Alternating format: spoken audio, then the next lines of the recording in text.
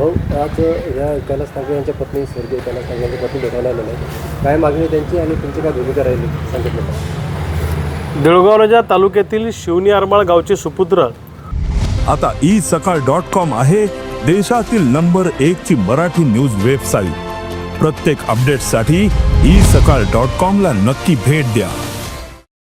शहीद कैलास नागरे यांनी 14 गावाला पाणी मिळावं म्हणून त्या ठिकाणी स्वतःचं बलिदान दिलं. तर 4 महिने उलटून गेले तरी अजून त्या 14 गावच्या पाणी प्रश्न सुटलेला नाही. सरकारने अनेक नेत्यांनी येऊन आश्वासनं दिली, शब्द दिला, परंतु कृती कार्यक्रम अजून काही झालेला नाही. तर या 14 गावाचा पाणी प्रश्न सुटला पाहिजे, तरच कैलास नागरेंना खऱ्या अर्थानं श्रद्धांजली मिळेल असं आमच्या सगळ्या शेतकऱ्यांचं मत आहे. दुसऱ्या बाजूला त्यांच्या पत्नी स्वातीताई नागरेंना आज जिल्हाधिकाऱ्यांना भेटावं लागलं, इथपर्यंतचा प्रवास करून यावं लागलं, कारण त्यांची मागणी अशी आहे की त्यांच्या मुलांचा शैक्षणिक पूर्ण खर्च, त्या खर्चासाठी मुख्यमंत्री महोदयांनी जो शब्द सभागृहामध्ये दिला किंवा जे वचन त्यांना दिलं होतं ते मुख्यमंत्री महोदयांनी पाळलं पाहिजे अशी त्यांची अपेक्षा आहे. त्यांचा शैक्षणिक खर्च असेल किंवा भविष्यातला त्यांचा उदरनिर्वाहाचा प्रश्न असेल आणि त्यांना गव्हर्नमेंटनी चांगली नोकरी दिली पाहिजे त्यांच्या शैक्षणिक पात्रतेनुसार, अशी त्यांची मागणी आहे. त्यांची मागणी अतिशय रास्त आहे. सरकारने त्यांच्यावर अन्नत्याग करण्याची किंवा उपोषण करण्याची वेळ आणू नये अशी क्रांतिकारी शेतकरी संघटनेची आणि आमची भूमिका आहे. जर सरकारने त्यांच्या भावनेचा किंवा त्यांच्या मागणीचा किंवा दिलेला शब्द न पाळण्याचा विचार केला तर स्वातीताई नागरेंच्या उपोषणामध्ये आम्ही पण, आमचेही कार्यकर्ते सहभागी होतील. आम्ही सगळे शेतकरी आणि क्रांतिकारी शेतकरी संघटना त्यांच्या पाठीशी आम्ही खंबीरपणे उभे आहोत. ताई, कैलास नागरे यांनी आत्महत्या करण्यापूर्वी, बलिदान देण्यापूर्वी एक भावनिक चिठ्ठी लिहून ठेवली होती. काय त्या चिठ्ठीमध्ये उल्लेख होता आणि त्या पद्धतीने जे काही त्यांनी आवाहन केलं होतं सरकारला, त्याची पूर्तता झाली आहे?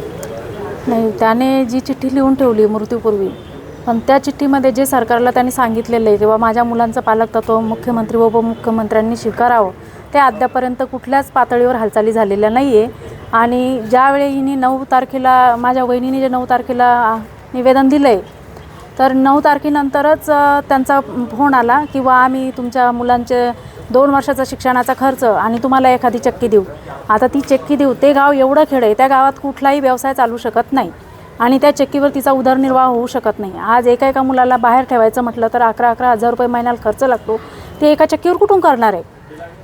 ह्या एवढ्या 2 शब्दासाठीच महाले साहेबांचा फोन आला होता, बाकी कुठल्याही त्यांच्या हालचाली झालेल्या नाही. ज्यावेळी निवेदन दिलं त्यानंतरच फोन आला. 4 महिने त्यांनी कुठलेच प्रक्रिया त्याच्यावर दिलेली नाही आणि त्यांना आठवणसुद्धा नाही की आपण अधिवेशनामध्ये काय बोललेलो आहे.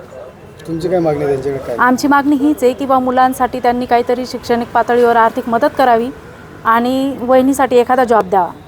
काय नेमकं तुमच्या मागण्यात काय चर्चा झाली? माझ्या एवढंच मागणं आहे की माझ्या मुलांचं पालकत्व ते स्वीकारलं मुख्यमंत्री साहेबांनी, ते कशा प्रकारे स्वीकारलं ते आजपर्यंत कळालं नाही.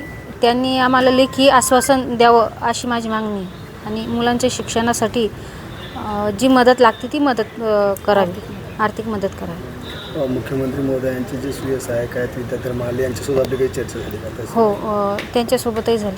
काय म्हणणं आहे? त्यांचं म्हणणं आहे की आम्ही 1-2 वर्षासाठी मुलांचं शिक्षणाची सोय करू, पण ती मला मान्य नाही.